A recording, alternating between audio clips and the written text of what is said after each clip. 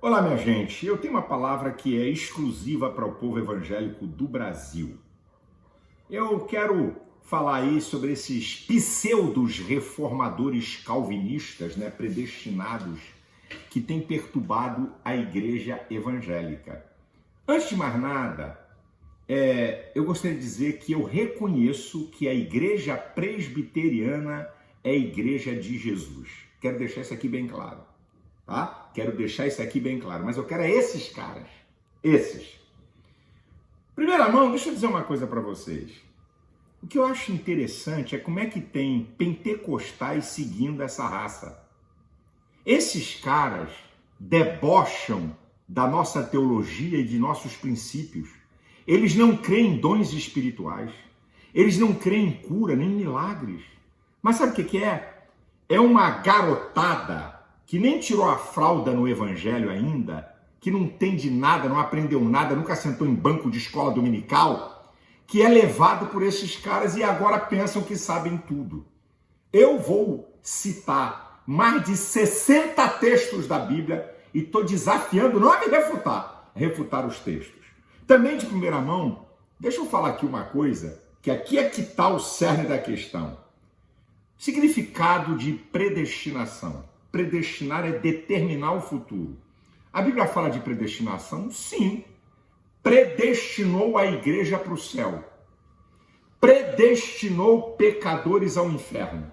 E predestinou que Israel vai reconhecer Jesus como Messias e Senhor. A questão é que a predestinação não é fatalista, não fala de individualidades, que Deus escolheu um grupo para ir para o céu ou para o inferno. Se você decide estar na igreja, vai para o céu. Independente se você está ou não na igreja, a igreja vai para o céu. Se você decide levar uma vida de pecado, você vai para o inferno. Mas quem decide é você. Então, eu quero mostrar textos da Bíblia e vou citar textos que eles usam. E no final, eu quero dar uma palavrinha sobre esses caras para abrir a mente do povo evangélico. É muito importante o que eu vou falar aqui. Então vamos analisar os textos? É a Bíblia. Analise. Não coma pela mão de ninguém, nem pela minha. É a Bíblia. Vamos lá? Eu vou começar com Paulo, que segundo eles é o teólogo da predestinação. Em alguns textos eu vou dizer assim, eu destaco. Vou começar destacando dois conjuntos de textos. Romanos capítulo 3, do versículo 21 ao 24. E Romanos capítulo 5, do versículo 17 ao 21. Esses dois textos eu destaco. Também para você analisar, Romanos 10, 13. Destaco Romanos 14, 12. Destaco Romanos 11, 21 e 22. Romanos 11, 32. Gálatas 3, 22 eu destaco. Agora eu vou chegar aqui em Efésios 2, 8, porque um puritano, reformador, refutando Silas Malafaia, aí cita Efésios 2,8. Pela graça sois salvos por meio da fé. Isto não vem de vós, é dom de Deus. Ele diz que o dom de Deus é a fé. Nesse texto, não. Nesse texto, o dom de Deus é a salvação pela graça, porque só Deus pode salvar. Vamos para o contexto? Porque texto sem contexto é pretexto para a heresia. Romanos 6, 23. O salário do pecado é a morte, mas o dom gratuito de Deus é a vida eterna por nosso Senhor Jesus Cristo. Onde é que é o dom? A salvação. A vida eterna por Cristo. Ei, tua exegese tá ruim, cara. Vamos lá, vamos continuar analisando. Filipenses 3, 13 e 14. Colossenses 1, 22 e 23. Eu destaco Tito 2, 11. Vamos para Hebreus? É só alguns textos, tem muito mais. Eu só estou citando aí uns 60 textos, tá? Vamos lá. Destaco Hebreus 2, do versículo 1 ao 3. Destaco esse aqui, um super destaque. Hebreus 3, do 14 ao 19. Também destaco Hebreus 5, 9. Hebreus 10, do 37 ao 39. Vamos a Jesus. Mateus 7, versículo 13 e 14. E aqui é um super destaque. O texto áureo da Bíblia. O versículo mais importante da Bíblia, o sujeito é indeterminado e não tem predestinado. João 3,16. Porque Deus amou o mundo de tal maneira que deu o seu Filho unigênito para todo aquele que nele crê. aquele não está determinado, é qualquer um, não é predestinado. Tem a vida eterna, não pereça, mas tem a vida eterna. Aconselho também você ler João 3,18, João 3,36, palavras de Jesus, João 17,3. Minha gente, o que é isso? Também tem um texto lá em Apocalipse 3, eis que estou à porta e bato.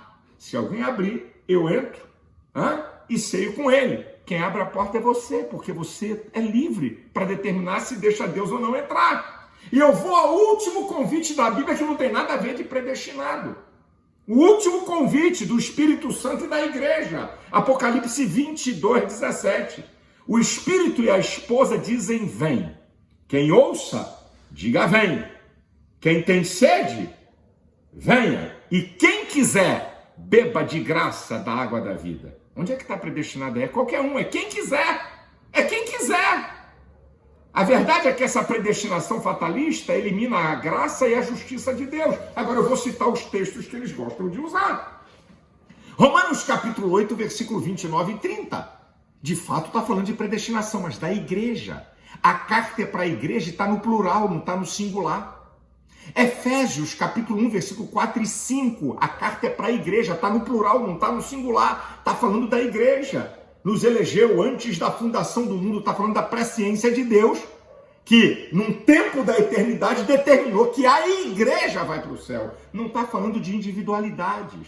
Agora, tem aí um pseudo-reformador, não é? O moderno reformador que gosta de usar Atos 13:48. Cara, tu está precisando estudar mais um pouquinho a Bíblia. Atos 13:48 não tem nada de predestinação. O texto está mostrando os judeus que não creem, os judeus que creem e os gentios que recebem a palavra. E lá na frente, para confirmar isso, Atos 16:5 diz que as igrejas eram edificadas na fé e cresciam em número indeterminado.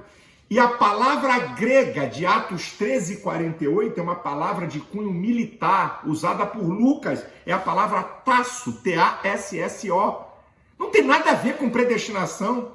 É uma fileira e alguém que entra porque crê. Diferente da palavra grega de Romanos 8, 29 e 30. E de outros textos que falam de predestinação, que é já uma outra palavra, usada a palavra prorizo, P-R-O-O-R-I-Z-O, que está falando da igreja. Essa palavra, amigo, entra no Google aí, amigo, vê a diferença da palavra tasso e da palavra prorizo. Atos 13:48 não tem nada a ver com predestinação, pega leve, não deturpa não engana os incautos não. Essa aqui é a verdade, gente. Às vezes que a Bíblia fala em predestinação, está no plural, está falando da igreja. Paulo nunca se chamou de predestinado, que conversa fiada é essa? Agora, gente, deixa eu falar um pouco desses caras. Esses pseudos reformadores calvinistas, o calvinismo deles é aquele que chegou na América, daqueles puritanos, aqueles caras que foram contra, sabe, o progresso social a favor da escravidão e que mandaram matar e mataram os anabatistas porque batizavam e eles não criam batismo e ainda matavam os caras afogados. Leia aí o livro do Doniello, que fala sobre o renascimento dos 7 montes, que ele explica muita coisa sobre isso. E outra, esses caras vêm como pseudos reformadores.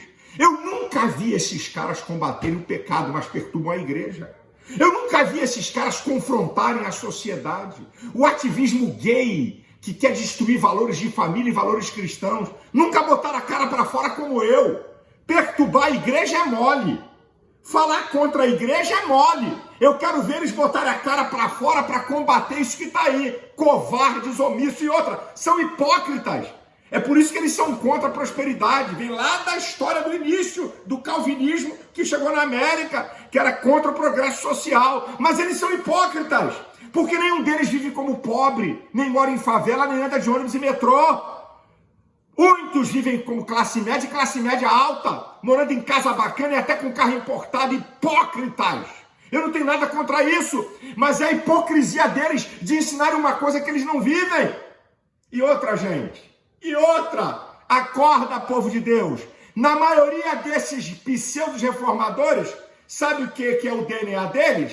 É o DNA esquerdopata, minha gente, que está neles. Por isso que eles não combatem essas mazelas e não fazem aquilo que a Bíblia diz. Não vos conformeis com este mundo. Eles se conformam. São bons para perturbar a igreja, mas se omitem no combate, no enfrentamento dessa sociedade com o Evangelho de Cristo. Essa que é a verdade, ok? Agora, para terminar, vocês vão ver um monte de comentário. Assim que o vídeo for, já tem um monte de gente comentando. Sabe por quê?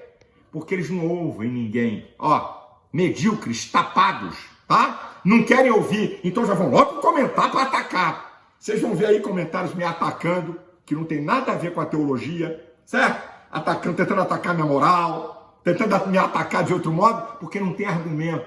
Não vem com filosofia, não. Eu estou desafiando eles a contraditarem esses mais de 60 textos que eu citei. E vocês vão rir, que vocês vão ver comentários de gente que nem viu o vídeo. Ok? Essa que é a verdade. Deus abençoe você, a sua família. Deus te guarde, te livre dessa gente. Deus te proteja. Creia na palavra de Deus. Seja fiel ao Senhor, porque salvação é para quem obedece. Um grande abraço.